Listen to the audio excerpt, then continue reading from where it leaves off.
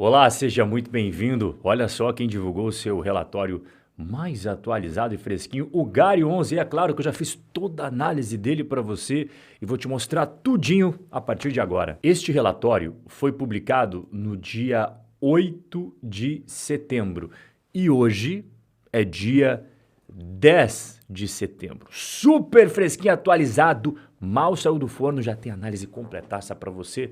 E eu ainda fico me perguntando aqui, meu caro, por que você não atolou o dedo no botão de like? E você que é novato por aqui, se inscreva no canal. Ah, Rob, mas e se eu não gostar do seu conteúdo, for fraquinho, for ruim, eu não aprender nada?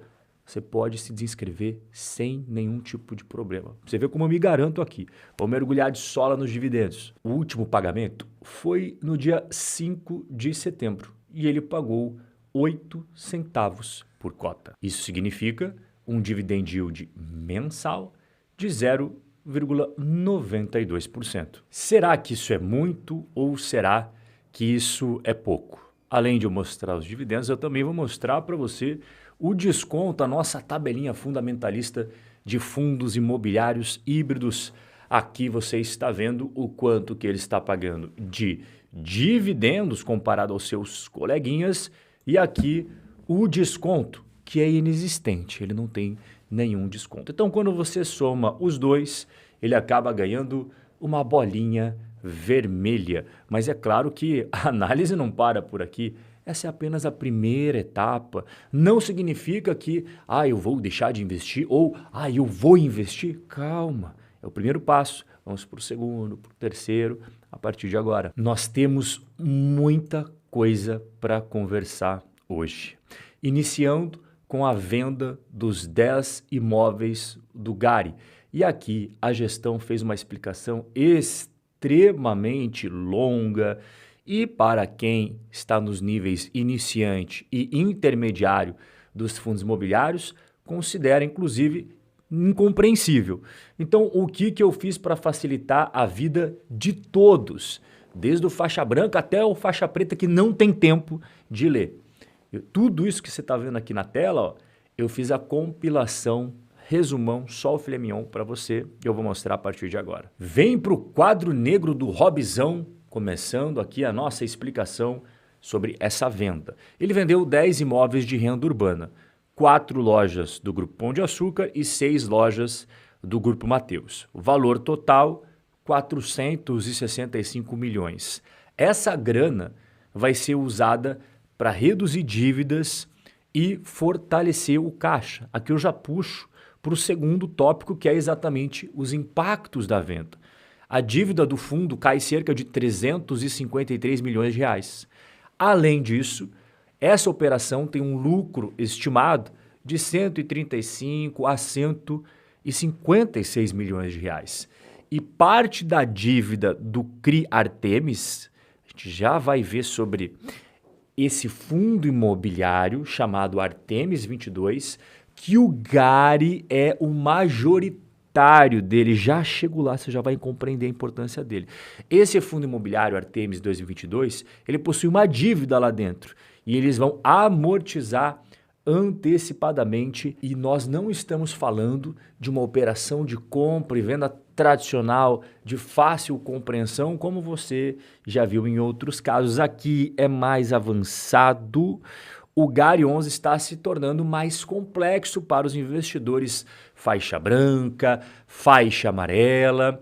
Ele está necessitando cada vez mais explicações e acompanhamento de quem tem mais visão de mercado, tem mais experiência, modéstia à parte, como é o meu caso aqui. Então, deixa eu te explicar de forma bem resumida para você compreender como é que vai ser essa estrutura da operação. A compra, ela está sendo feita pelo fundo XP Renda Imobiliária Feeder.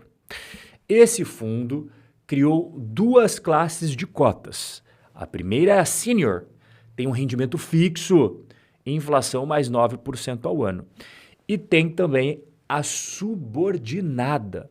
A cota subordinada tem um rendimento variável. E como que funciona essa remuneração? As cotas Senior, que é da XP, elas possuem uma rentabilidade pré-estabelecida de inflação mais 9% ao ano. O rendimento excedente que o portfólio gerar ao longo da vida, aí será devido ao GARI. Rob, então existe uma possibilidade de, eventualmente, o GARI não ter rendimentos? Sim, porque é só se for excedente. Quais são os efeitos esperados dessa operação? Caixa mais robusto, redução da alavancagem, patrimônio líquido pode se valorizar no médio prazo e a distribuição de dividendos tende a se normalizar com mais estabilidade. E quais são os próximos passos? A operação está quase concluindo, tá? Na parte finalzinha já dela, está faltando pequenos detalhes.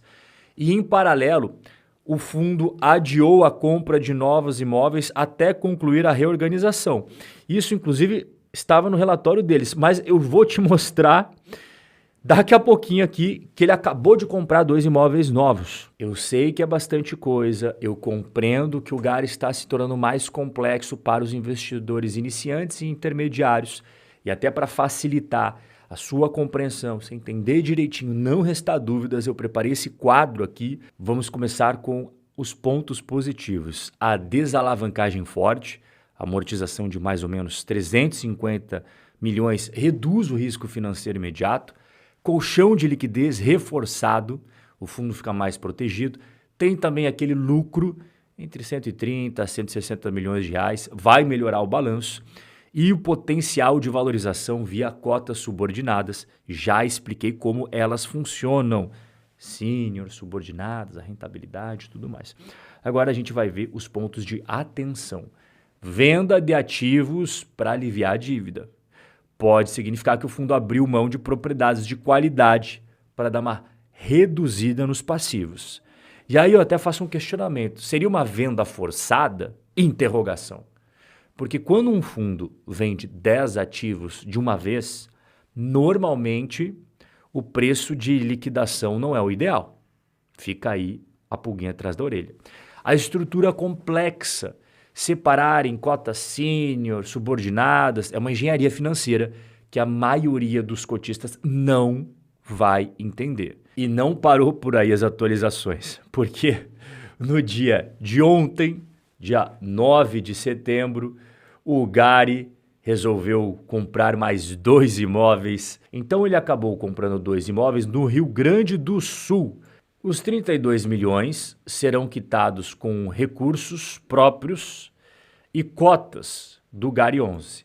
Então eles não vão utilizar dívida desta vez. O pagamento será realizado de forma integral no ato das lavraturas das escrituras de compra e venda. Os contratos de locação já estão vigentes, são atípicos, que possuem mais previsibilidade, mais segurança, prazo de 15 anos e reajuste pela inflação. Caramba, quanta coisa a gente teve de novidades aí, né? Só para finalizar as atualizações, então, o portfólio ele segue 100% adimplente e integralmente locado por meio dos contratos atípicos, que são aqueles de longo prazo. Esse inquilino novo vai entrar nesse rol aqui de locatários atuais. Você percebe que o rating de crédito de todos eles é muito bom, com exceção da Almanara Alimentos, que não tem rating, só que ela corresponde apenas a 2%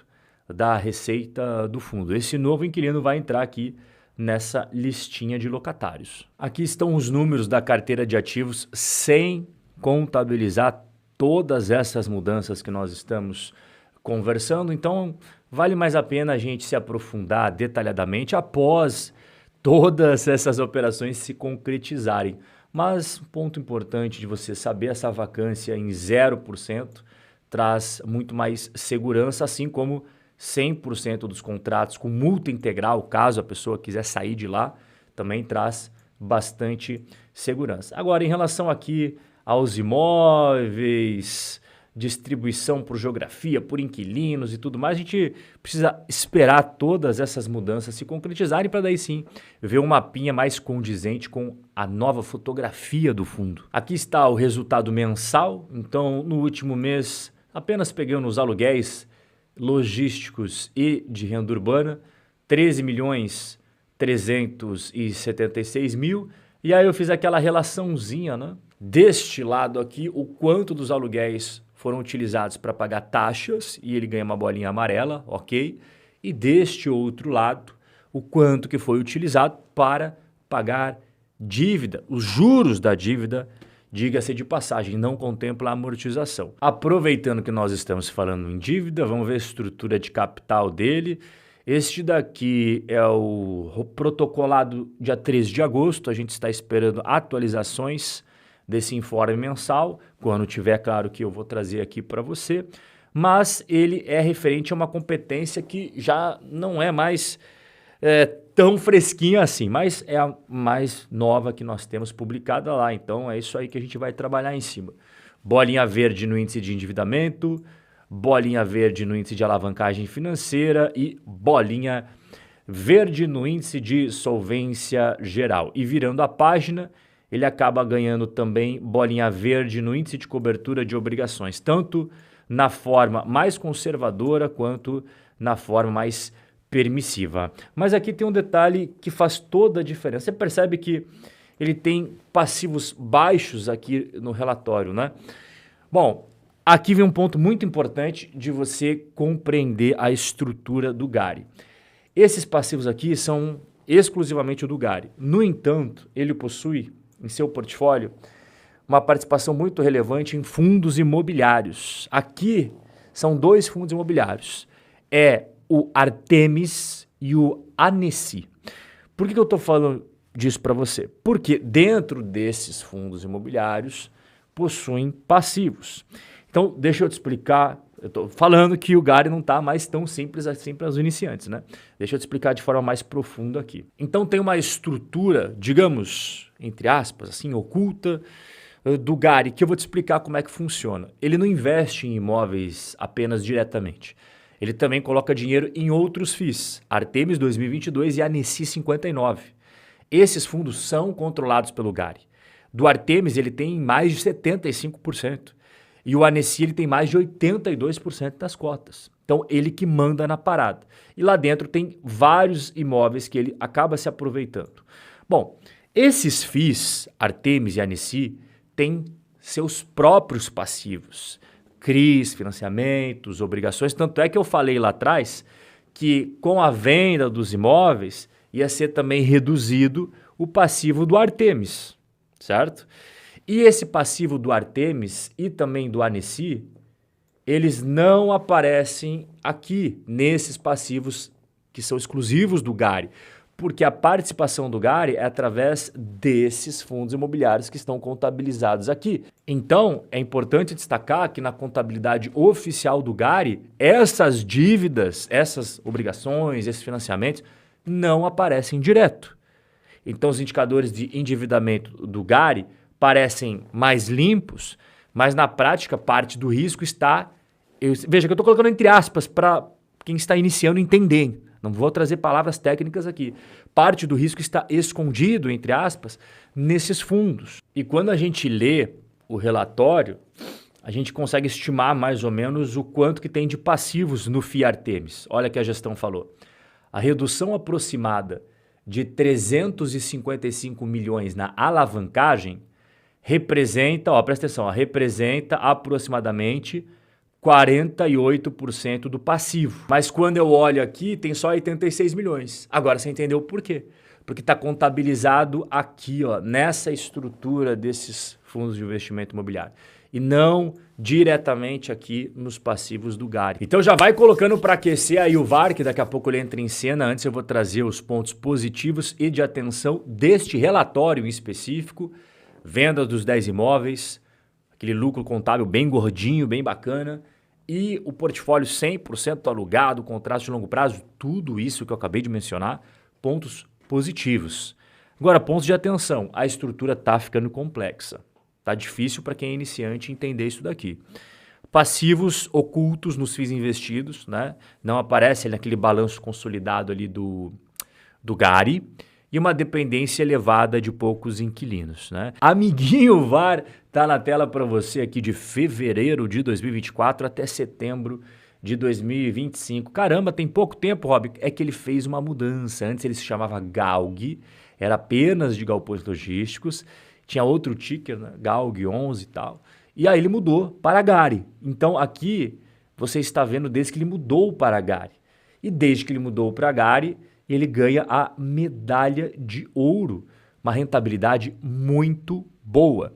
Mas a gente vai dar uma conferida como é que era a rentabilidade dele antes da mudança. Ele iniciou como GALG em 2021 e até o dia da mudança ele pegou a última posição. Então a rentabilidade, quando ele se chamava GALG, com a estratégia de só galpões logísticos, foi ruim. A última vez que eu e você conversamos sobre ele foi no dia 25 de julho.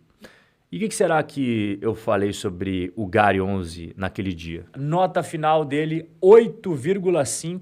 Por conta de tudo que eu falei para você até agora, ele permanece com a recomendação de compra aqui da nossa casa. No mês passado ele já estava com a recomendação de compra, permanece. E hoje, qual será a nota e a recomendação?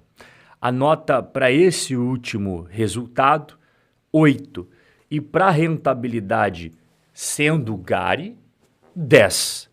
GALG, não. Mas a gente está analisando o Gari ou o GALG? A gente está analisando o Gari. Nota 10 na rentabilidade. Medalha de ouro, um período difícil, bateu todo mundo. Recomendação. Ele estava com a bolinha verde, compra, e hoje permanece com a recomendação